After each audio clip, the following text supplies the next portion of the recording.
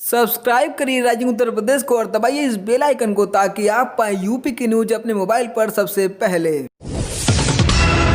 प्रदेश में बीते 24 घंटे में 3,561 नए कोरोना संक्रमित केस सामने आए हैं। वहीं 4,219 मरीजों को स्वस्थ होने के बाद डिस्चार्ज किया गया। नए मरीजों की अपेक्षा डिस्चार्ज अधिक होने के कारण रिकवरी रेट बढ़कर 88.36% हो गया है। वर्तमान में सक्रिय मरीजों की संख्या 43,154 है। बीते 24 घंटे में 47 संक्रमितों की मौत हो गई है। इस तरह कोरोना से मरने वालों की संख्या बढ़कर 6,200 हो गई है। अपर मुख्य सचिव सूचना नवनीत सहगल ने बताया कि जहां मरीज देर से अस्पताल पहुंच रहे हैं या उन्हें पहले से कई बीमारियां हैं तो उनकी हालात ज्यादा बिगड़ रही है। ऐसे मरीजों को सावधान रहने की जरूरत है।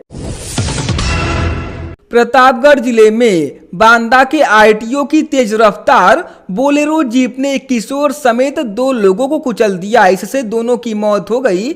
घटना लालगंज कोतवाली क्षेत्र के सगरा सुंदरपुर बाजार के पास का है। इस हादसे में बोलेरो सवार 4 लोग घायल हुए हैं। सभी को अस्पताल में भर्ती करवाया गया है। पुलिस ने बोलेरो ड्राइवर को हिरासत में लिया है।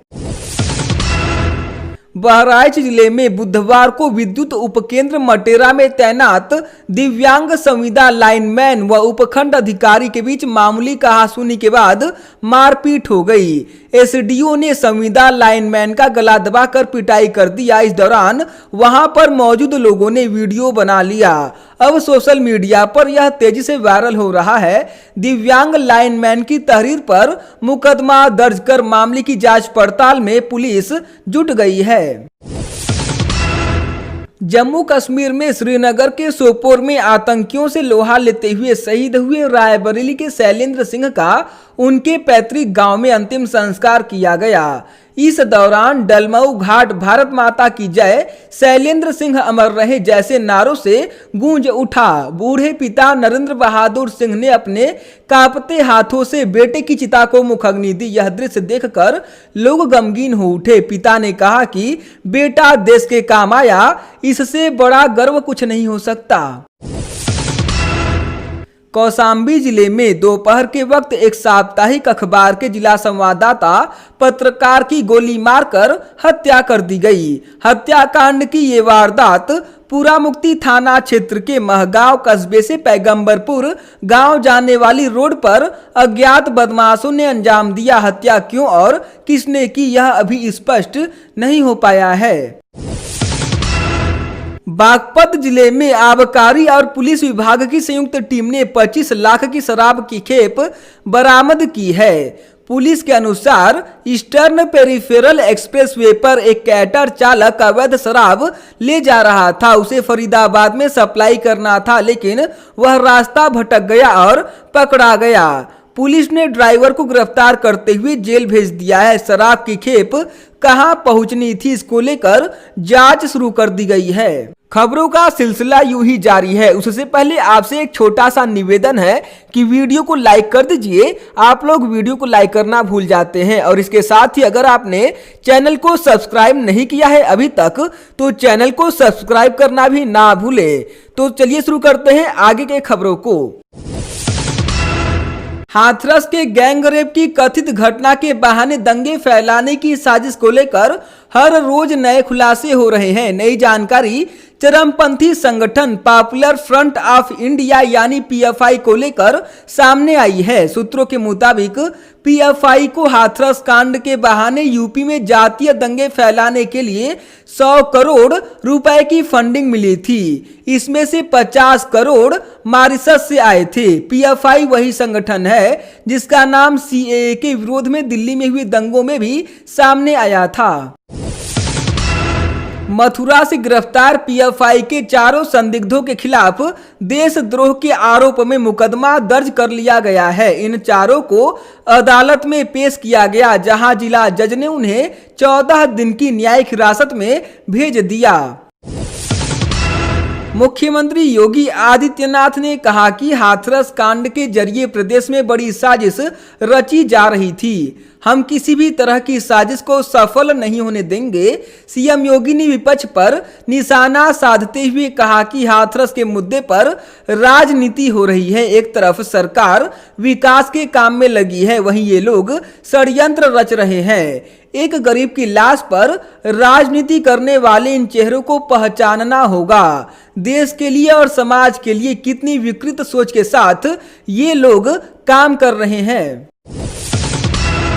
हाथरस कांड के बाद पूरे देश में सियासत तेज हो गई है। विपक्षी पार्टियों के नेताओं में हाथरस जाने की होड़ सी मच गई है, मगर सुहेलदेव भारतीय समाज पार्टी के राष्ट्रीय अध्यक्ष और पूर्व मंत्री ओम प्रकाश राजभर पिटाई के डर से हाथरस नहीं गए। संडीला में संगठन की समीक्षा करने आए ओम प्रकाश राजभर ने कहा कि हम नहीं चाहते कि हमारे लोग हाथरस जाकर पीटे जाएं। जयंत चौधरी पर लाठीचार्ज किया गया। राहुल और प्रियंका गांधी के साथ अभद्रता की गई। आप सांसद संजय सिंह पर स्याही फेंकी गई। अब जब रोज मैं देख रहा हूं कि विपक्षी दलों के नेताओं के साथ इतना बुरा बर्ताव हो रहा है तो मैं वहां लात खाने क्यों जाऊं। महोबा में कवरई के क्रशर कारोबारी इंद्रकांत त्रिपाठी की मौत के 29 दिन बाद पीड़ित परिवार ने प्रेस वार्ता की। परिवार ने एसआईटी समेत जांच कर रही पुलिस की भूमिका पर सवाल खड़े किए हैं। परिवार ने आरोप लगाया कि पुलिस अब तक निलंबित आईपीएस मनीलाल पाटीदार और अन्य आरोपियों की गिरफ्तारी नहीं कर सकी है। यह भी आरोप है कि सामाजिक बदनामी करने के लिए कारोबारी का जुए का वीडियो वायरल किया गया।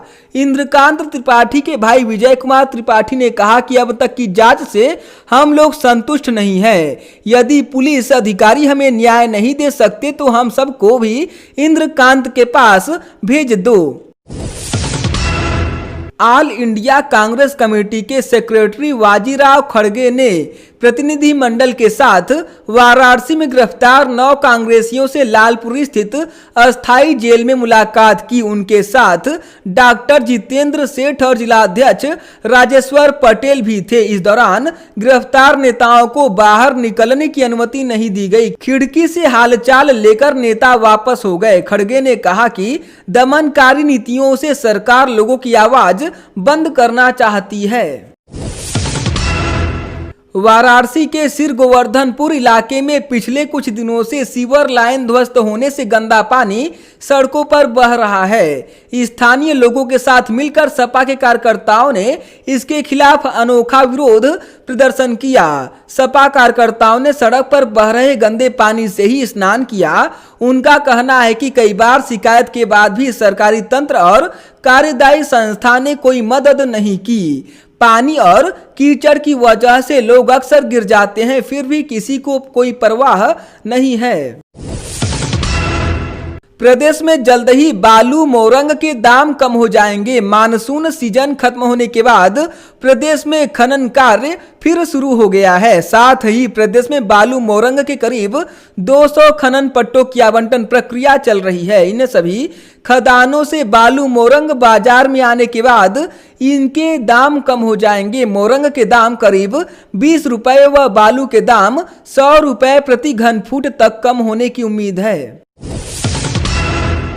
लंबे समय से म्यांमार के रास्ते तस्करी कर लाए गए सोने के धातु को कोलकाता से होते हुए नई दिल्ली भेजने की घटनाएं उजागर होती रही हैं।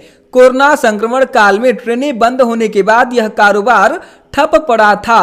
अब अनलॉक शुरू होने के बाद से ही कोरोना कोविड स्पेशल ट्रेनों का संचालन शुरू होने के बाद एक बार फिर यह सक्रिय हो गया है और सोने की तस्करी का कारोबार परवान चढ़ने लगा है। इसी कड़ी में मुखबिर से सूचना मिलने के बाद सक्रिय हुई टीम ने आखिरकार तस्कर से 3 सोने की ईंटें पीडीडीयू जंक्शन चंदौली से बरामद की है।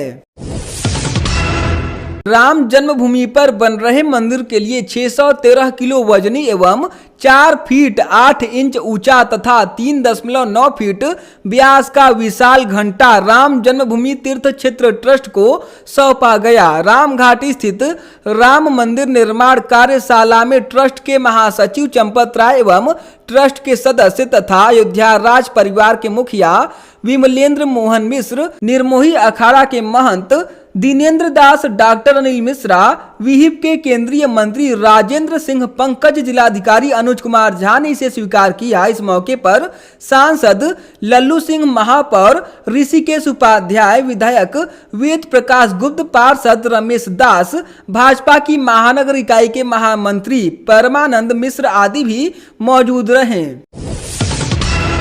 लोकहित Bharti credit cooperative society limited नाम से चल रही कंपनी सिद्धार्थ नगर डुमरियागंज क्षेत्र के गांव से लाखों की रकम लेकर चंपत हो गई है। बस्ती जिला अस्पताल रोड पर स्थित इस कंपनी का ऑफिस बंद होने से वह एजेंट के टालमटोल से जमाकर्ताओं में खलबली मची है। स्थानीय एजेंट आंगनबाड़ी कार्यकर्ता बताई जा रही है। बहुचर्चित करोड़ों रुपए के बाइक बोट घोटाले में आर्थिक अपराध शाखा यानी ईओडब्ल्यू ने स्पेशल टास्क फोर्स यानी एसटीएफ की मदद से 3 आरोपितों को गौतम बुद्ध नगर से गिरफ्तार किया है। इनमें बाइक घोटाले के मुख्य आरोपित बसपा नेता संजय भाटी का भाई सचिन भाटी भी शामिल है। प्रवर्तन निदेशालय यानी ईडी भी बाइक बोट घोटाले में केस दर्ज कर छानबीन कर रही है। DG EOW doctor RP Singh ने बताया कि आरोपित संजय भाटी के अलावा संजय भाटी के चचेरे भाई पवन भाटी व कर्मचारी करण पाल को गिरफ्तार किया गया है। करण पाल रिटायर्ड सैन्यकर्मी है। साइबर अपराधियों के हौसले इस कदर बढ़ गए हैं कि अब उन्होंने जिलाधिकारी अमेठी के नाम से ही फर्जी फेसबुक आईडी बनाकर लोगों को ठगने की योजना बना डाली थी। हालांकि समय रहते जानकारी हो जाने पर ऐसा हो नहीं पाया। जिलाधिकारी अरुण कुमार के आदेश पर सूचना अधिकारी के पास केस दर्ज करवा दिया गया है। पुलिस ने फर्जी आईडी को बंद कराकर पूरे मामले की जांच शुरू कर दी है। भदोही में फरार चल रही बाहुबली विजय मिश्रा की पत्नी एमएलसी रामलली मिश्रा पहुंची कोतवाली। गोपीगंज कोतवाली में दोपहर एमएलसी रामलली मिश्रा के साथ उनकी बेटी रीमा भी पहुंची तो गोपीगंज कोतवाल ने मां बेटी से दर्ज मुकदमे से संबंधित पूछताछ की। काफी दिनों से फरार चल रही बाहुबली विजय मिश्र की पत्नी रामलली अपनी बेटी के साथ कोतवाली पहुंच गई। हाईकोर्ट में इस बाबत विवेचक के सामने उनको उपस्थित होने के आदेश दिए गए थे, लिहाजा वह बेटी और अपने अधिवक्ता के साथ पहुंची थी। इस दौरान फर्म बनाने और भवन हड़पने के आरोपों को लेकर पूछताछ हुई। वह दिन दूर नहीं जब होटल मैनेजमेंट की पढ़ाई के लिए युवाओं को बड़े शहरों का रुख नहीं करना पड़ेगा। दीनदयाल उपाध्याय गोरखपुर विश्वविद्यालय में इस कोर्स को शुरू करने की रूपरेखा तैयार हो चुकी है। होटल मैनेजमेंट की बैचलर और मास्टर डिग्री कोर्स के लिए 15 अक्टूबर तक एकेडमिक काउंसिल से मंजूरी लेने की तैयारी है। विश्वविद्यालय प्रशासन के मुताबिक यह कोर्स पीपीपी यानी पब्लिक प्राइवेट पार्टनरशिप मोड में चलाया जाएगा।